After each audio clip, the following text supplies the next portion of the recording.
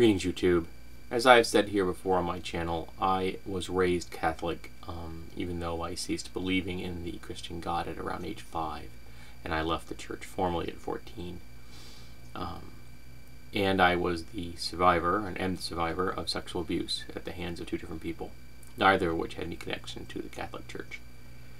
But this has made me very aware of the history of both the Catholic Church and how organizations such as the Catholic Church can use their position to cover up things they don't want the public to see.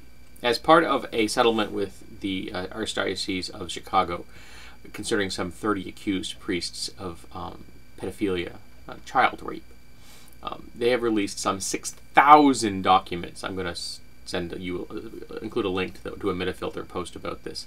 Now, I don't expect you to read 6,000 documents. If you're not a lawyer, I don't expect anyone to. But do check out some of the timelines.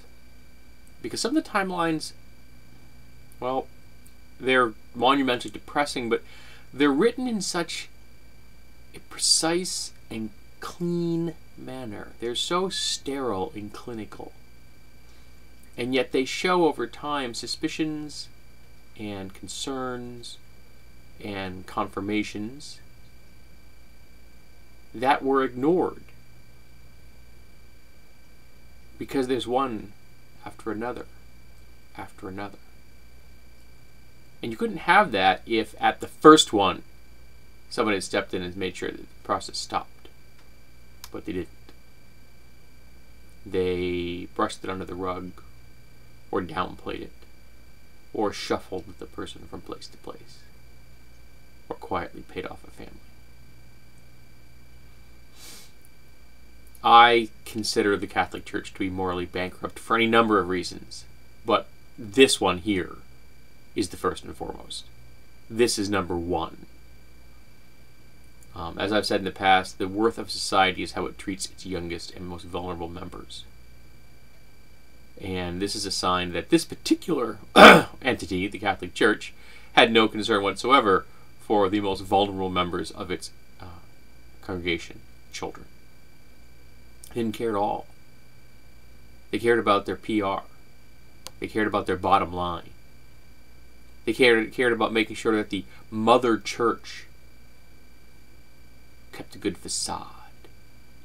They were more concerned with the face-saving plastic surgery than directing their interest and ire at the person that was causing these grievous wounds to the church and to the community at large.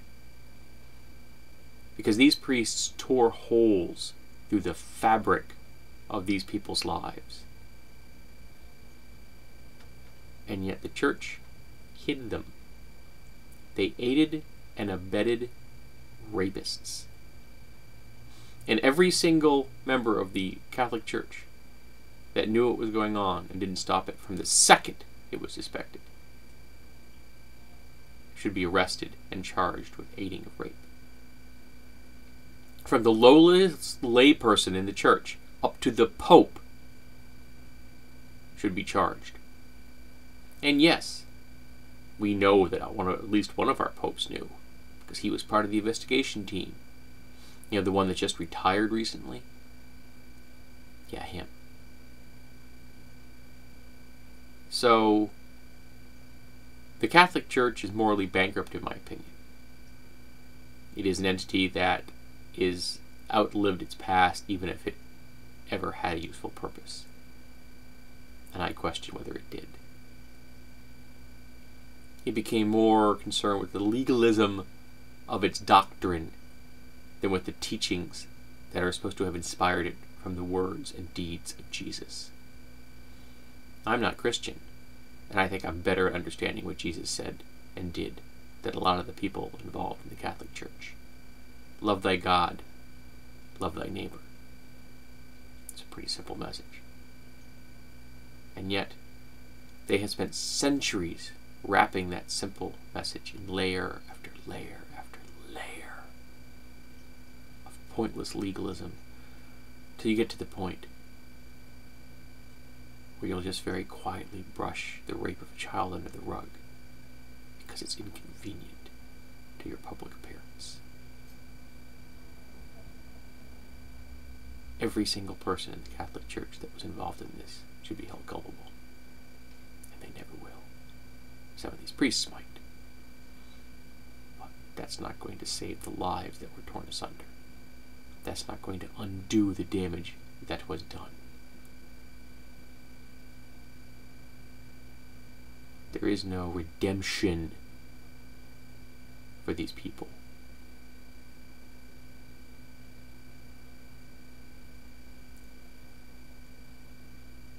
I am not enough of a philosophic gymnast to wrap my head around how you justify these acts. But apparently, the church is full of them.